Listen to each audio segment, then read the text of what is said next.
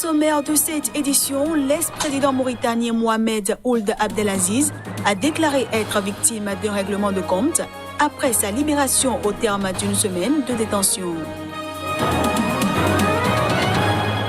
En Afrique du Sud, de violentes manifestations ont éclaté dans une banlieue de Johannesburg suite à la mort par balle d'un adolescent handicapé qui aurait été abattu par la police en patrouille.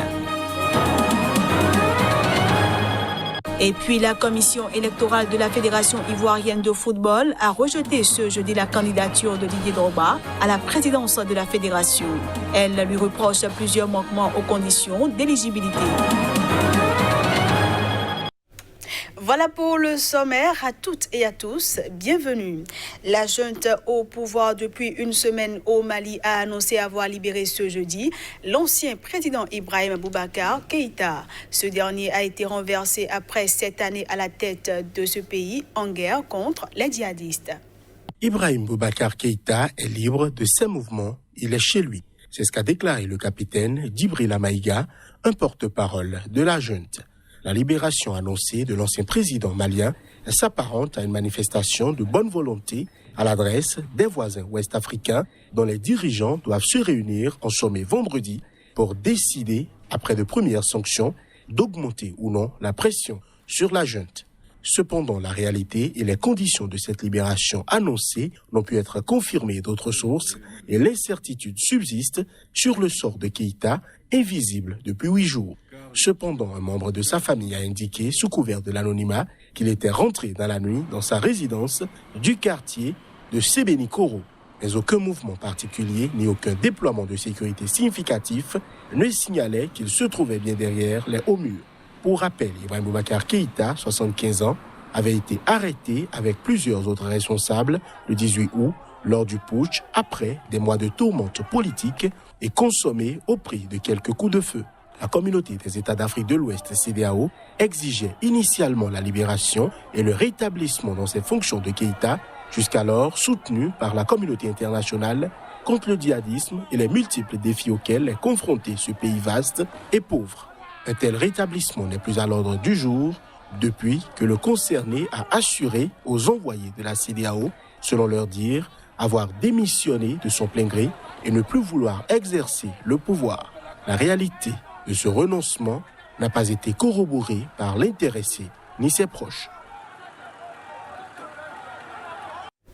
En Mauritanie, l'ancien chef de l'État Mohamed Ould Abdelaziz a dénoncé ce jeudi soir à Nouakchott un règlement de compte et une détention arbitraire.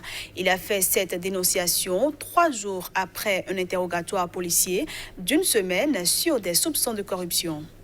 Lors d'une conférence de presse à Nouakchott, la capitale mauritanienne, l'ex-président Mohamed Ould Abdelaziz a déclaré être victime d'un règlement de compte. C'est une commission chargée de régler des comptes et de porter atteinte à mon image. Toutes les preuves à cela existent, car chacun de ses membres traîne des affaires qui le disqualifient.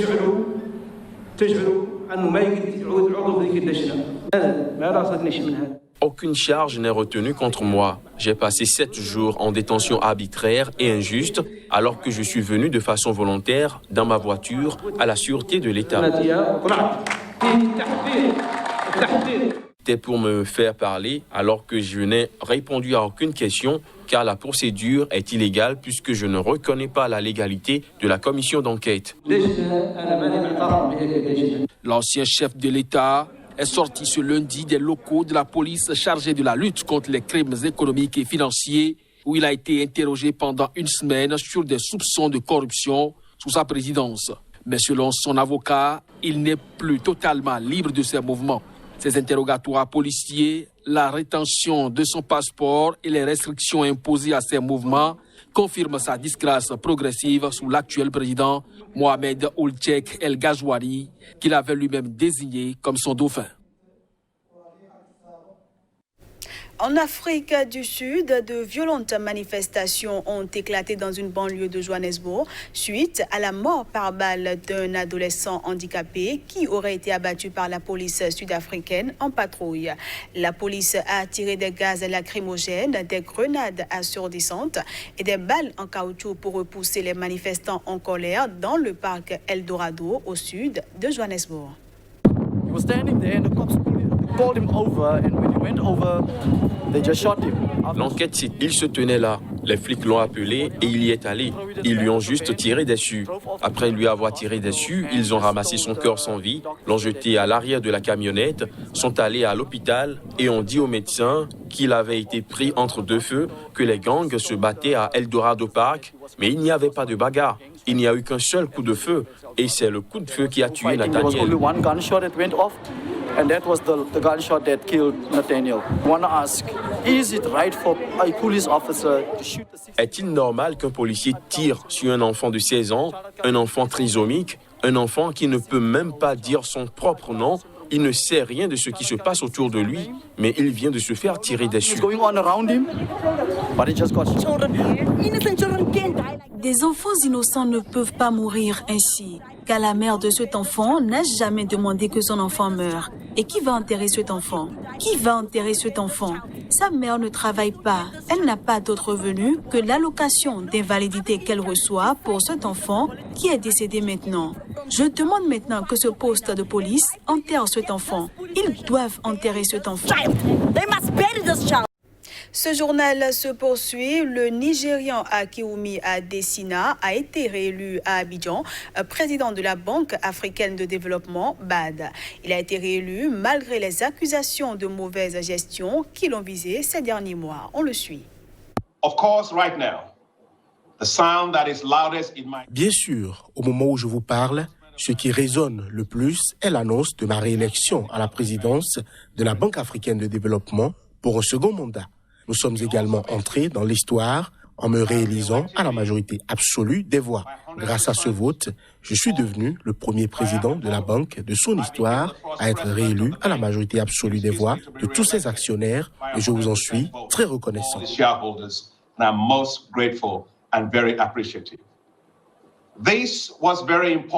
C'était très important. Cela montre la transparence de notre banque. Cela montre la force de votre soutien en faveur de ma vision. Cela montre un mandat très clair et très rigoureux venant de tous les actionnaires pour aller mettre en œuvre la vision. Cela montre que toutes les voix ont été entendues. Cela montre que nous sommes fidèles aux tests fondamentaux de notre banque. Je me réjouis de travailler en étroite collaboration avec chacun d'entre vous pour la tâche urgente et difficile qui consiste à aider l'Afrique à se reconstruire de manière plus intelligente et audacieuse après la pandémie de Covid-19. Le ballet des candidats se poursuit à la commission électorale indépendante en Côte d'Ivoire. Pascal Affi-N'Guessan a déposé ce jeudi son dossier de candidature. Celui qui dirige l'une des ailes du Front populaire ivoirien de Laurent Gbagbo a appelé ses partisans au rassemblement. On le suit. C'est au nom du Front populaire ivoirien que je suis candidat. Je voudrais donc appeler tous nos militants, quelles que soient les positions qu'ils ont pu prendre à un moment ou à un autre, au rassemblement. Le rassemblement pour l'alternance démocratique. Le rassemblement pour mettre fin aux souffrances endurées par notre peuple. Le rassemblement pour permettre au président Laurent Gbagbo, à Charles Blé Goudé, de rentrer triomphalement en Côte d'Ivoire au lendemain du 31 octobre, parce que leur retour sera le premier acte politique que je poserai. Je veux être le candidat de tous les Ivoiriens, du nord au sud, d'est en ouest, être le candidat de l'unité nationale, de la réconciliation nationale. L'ancien Premier ministre ivoirien Guillaume Soro a donné de la voix. Candidat à la présidentielle du 31 octobre prochain, malgré son exil en France, il a demandé dans une lettre ouverte au président français Emmanuel Macron de se prononcer sur la situation en Côte d'Ivoire, évoquant un silence assourdissant.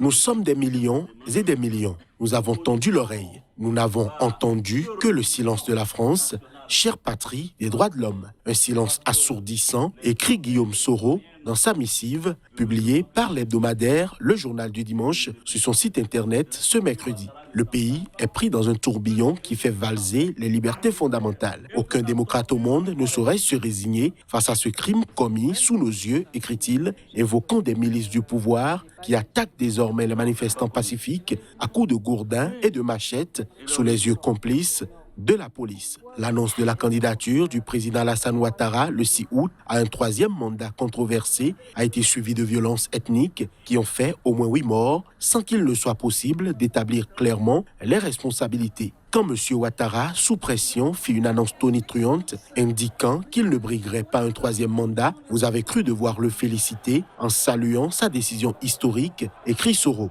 J'imagine que vous êtes informé du revirement de M. Ouattara. En vous exprimant une première fois, vous êtes désormais partie prenante dans le débat politique ivoirien. Votre silence à la forfaiture qui se dessine serait incompréhensible et totalement incompris. Pire, aux yeux de beaucoup, il vaudrait complicité, poursuit-il.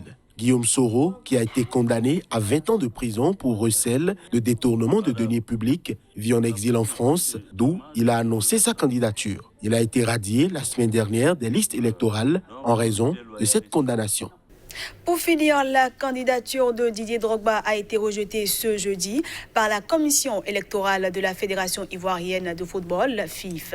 Malgré ce rejet, l'ancien buteur vedette des éléphants n'abdique pas et convoite toujours le poste de président de la FIF, selon son entourage. La commission électorale de la Fédération ivoirienne de football a rejeté ce jeudi la candidature de l'ancien attaquant Didier Drogba à la présidence de la fédération. Dans son article 5, la commission reproche à l'ancien international plusieurs manquements aux conditions d'éligibilité. Formé en France, l'ancien attaquant de Chelsea et de Marseille n'a ainsi obtenu le parrainage que de 2 clubs de première division, alors qu'il en faut 3 au minimum.